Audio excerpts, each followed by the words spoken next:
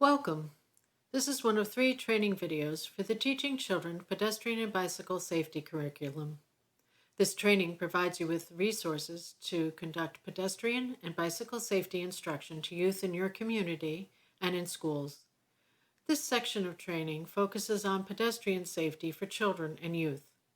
The purpose of this video is not to give you an exhaustive list of lessons on pedestrian safety, but to focus on some key messages about how children can safely navigate their neighborhoods by foot.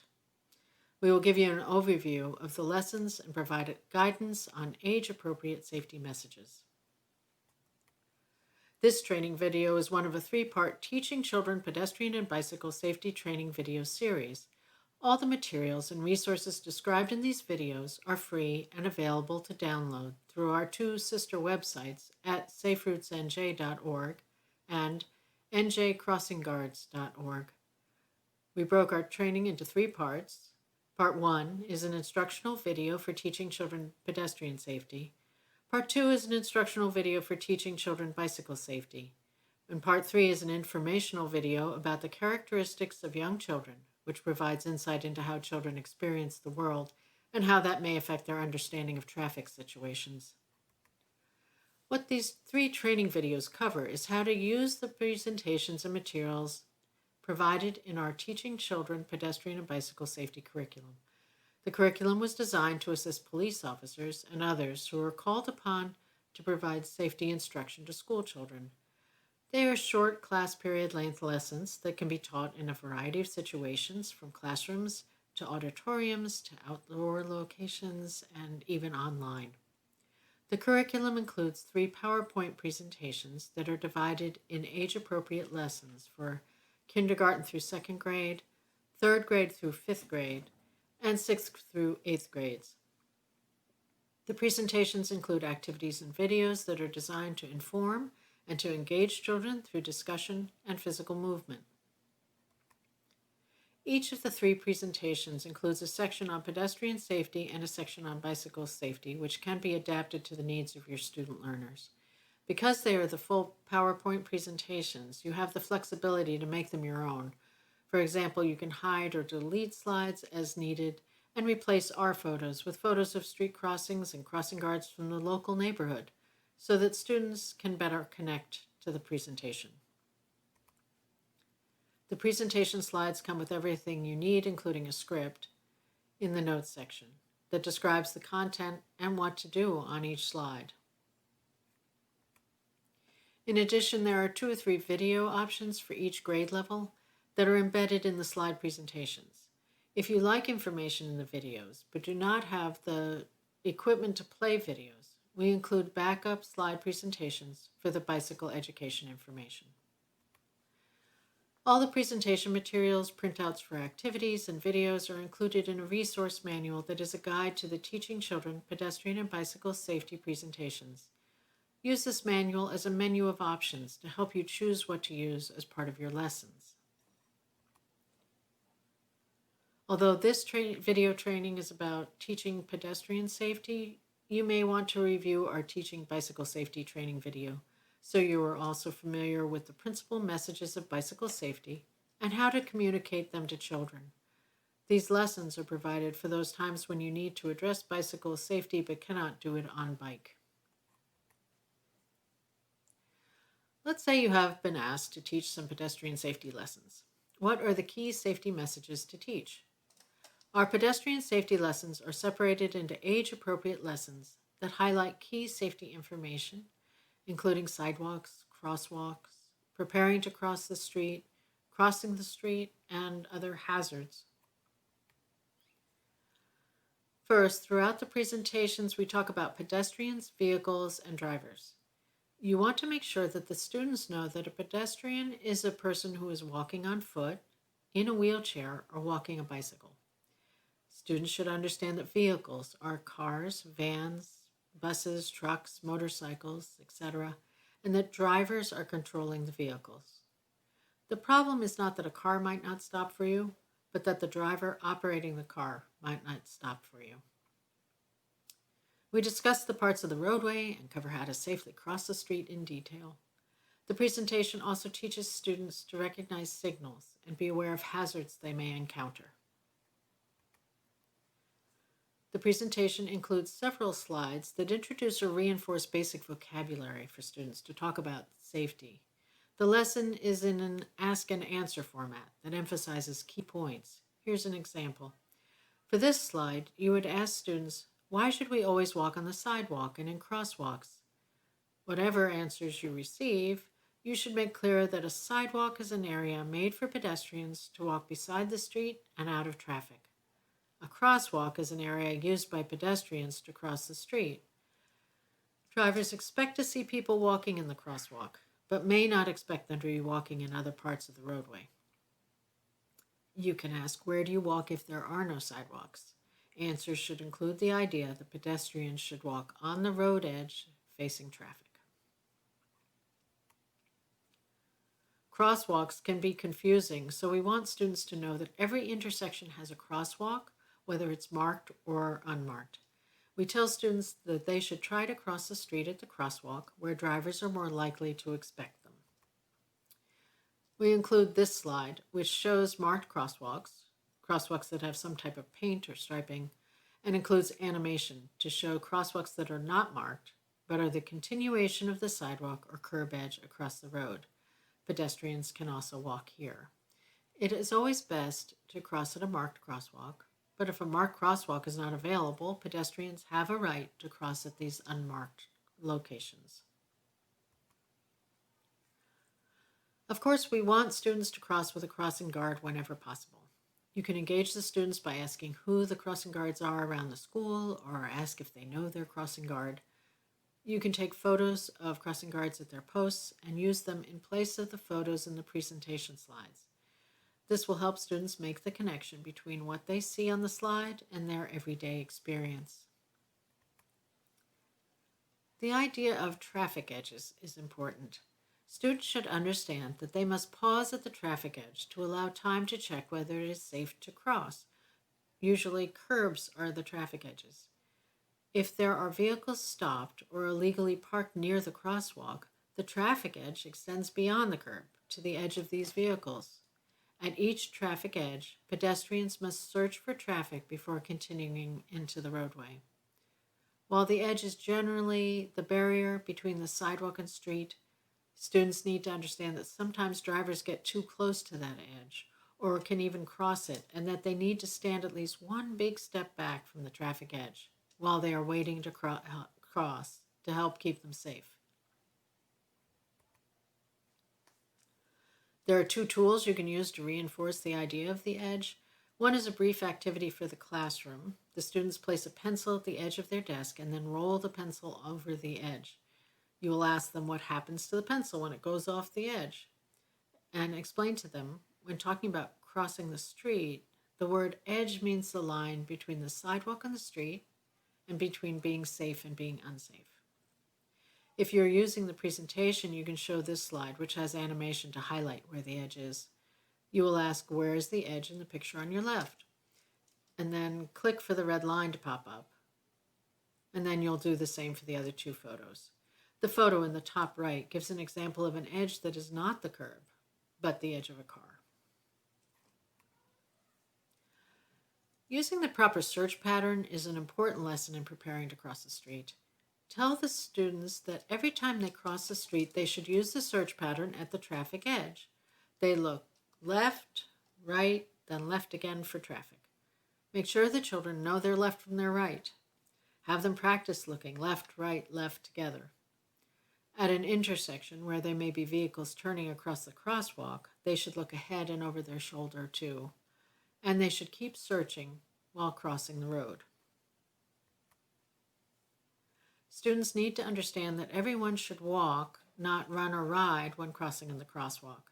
So if they use a bicycle or skateboard or scooter to get to school, they should dismount before entering a crosswalk. They're pedestrians when in the crosswalk.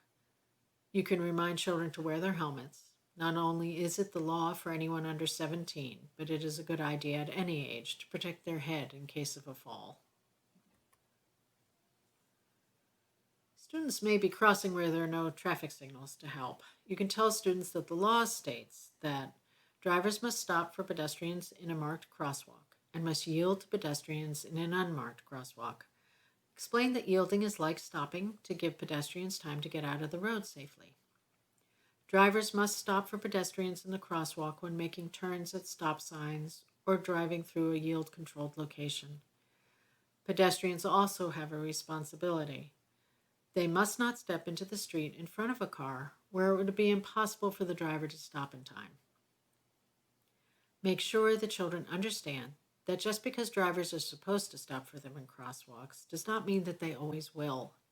Students need to wait to start crossing until drivers have stopped or are stopping for them. Students in grades 6 to 8 can understand the concept of right-of-way at a crosswalk. You want them to understand again that although the law states that pedestrians have the right-of-way in a marked crosswalk and drivers by law must stop for them, drivers may not give pedestrians the right-of-way. Pedestrians have to be alert and not assume that a driver is going to stop.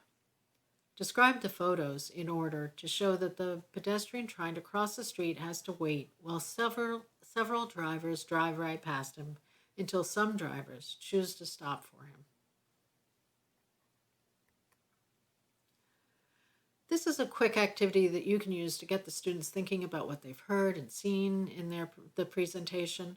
They give a thumbs down if they think what they see in the photo is unsafe, and a thumbs up if it appears safe. You'll ask, what do you think is unsafe about this picture? Some of the possible answers include not crossing with the crossing guard, not crossing at the crosswalk, being distracted on a phone, and you will ask, what do you think is safe about the picture? Possible responses are, there's a crossing guard. Students are crossing at the crosswalk. Students are crossing with the crossing guard. They're not running. They're not distracted on a phone. This is an opportunity to ask, who can tell me the possible dangers of walking distracted? Depending on the age of your students, answers might include someone could get hurt, put your phone down and take those earphones out so you can see and hear if a car is coming. You should cross with the crossing guard. If the driver is on their phone and you are too, then you're both distracted. When students are crossing at signalized intersections, we want them to know how pedestrian buttons work. They can be confusing because the light does not usually change immediately when the button is pushed. Just because the signal does not change immediately does not mean that it is not working. After they push the button, the student needs to wait until the walk signal changes from a red hand to a walking person, or from don't walk to walk, or until the numbers begin to count down. The pedestrian signal is there to help the students cross the street. Make sure they understand that they should cross only when the white hand walking figure, the word walk, or numbers counting down are shown. It's important for them to understand that if they start across on a go or a green signal, but are still in the crosswalk when the signal starts flashing, or changes to red, or the numbers have counted down to 0, they have the right of way until reaching the opposite curb or place of safety. They should not turn back to the starting curb. The basics are always important to review, especially with younger children. You want to know that students understand traffic signals. You will say that when they are facing a red light, they cannot cross the street.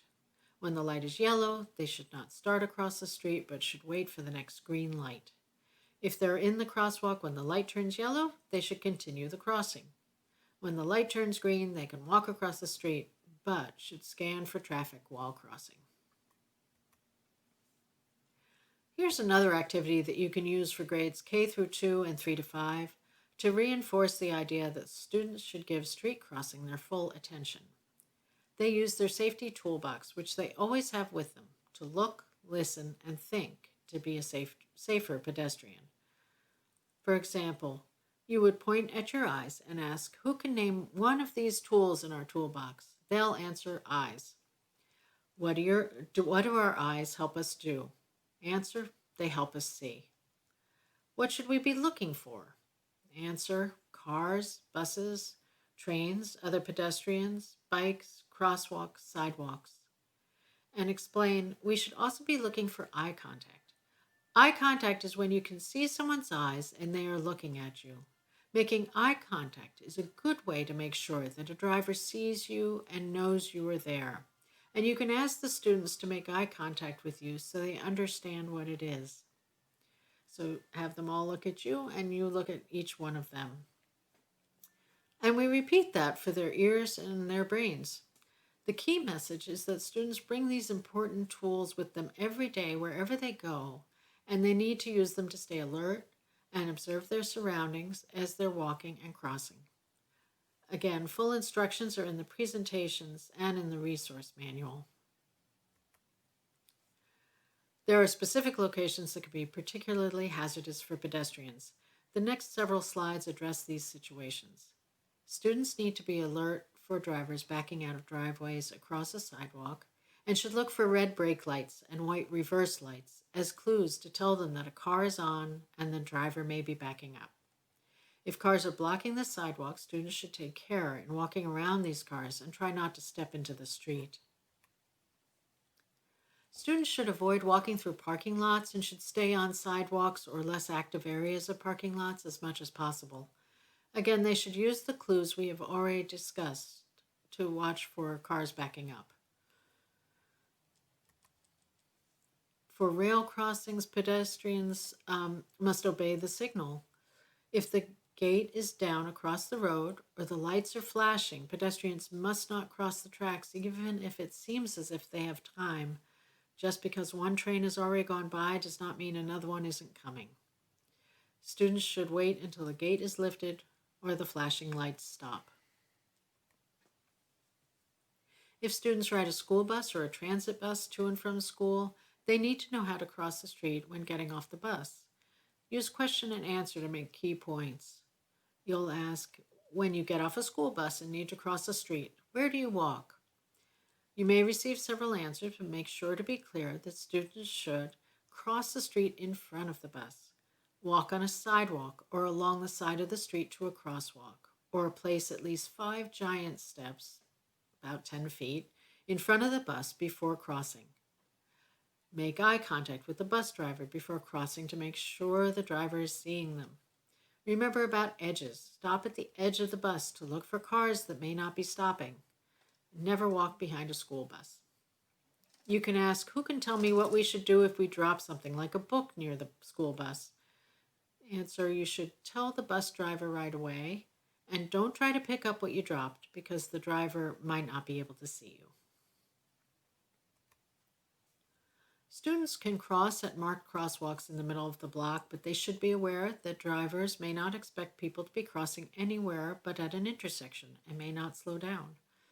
As always, students should stop and look left, right, left. Students should make sure that drivers have stopped before they step into the street.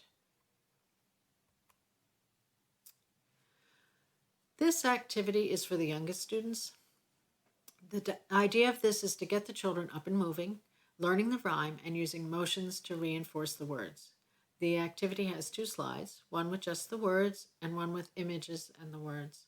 But if you're not using a presentation, you can still use the rhyme.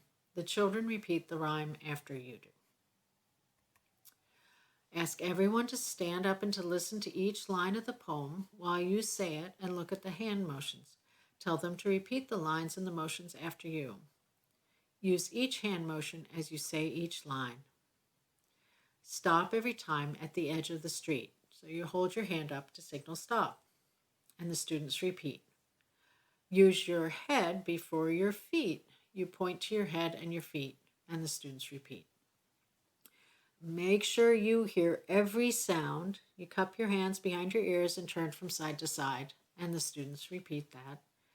Look left, look right, look all around.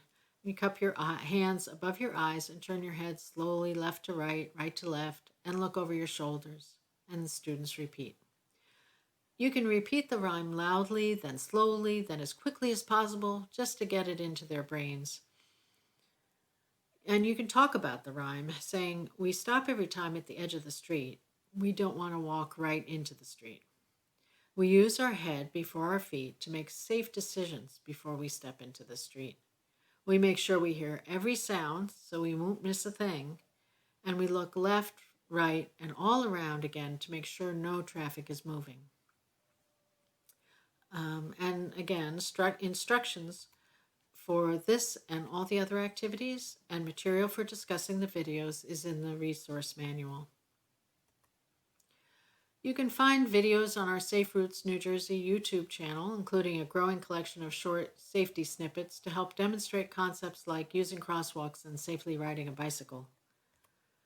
The Teaching Children to Walk and Bike Safely curriculum and materials are located at njcrossingguards.org/education, where you will find pedestrian and bicycle safety presentations, the characteristics of young children presentation, and Teaching Children to Walk and Bike Safely resource manual. The Teaching Children to Walk and Bike Safely curriculum is part of the New Jersey Safe Routes Resource Center. To learn more about the Safe Routes Resource Center and for information, tools, and tips, visit our website at saferoutesnj.org. Thank you to all our funders and partners for making this project possible.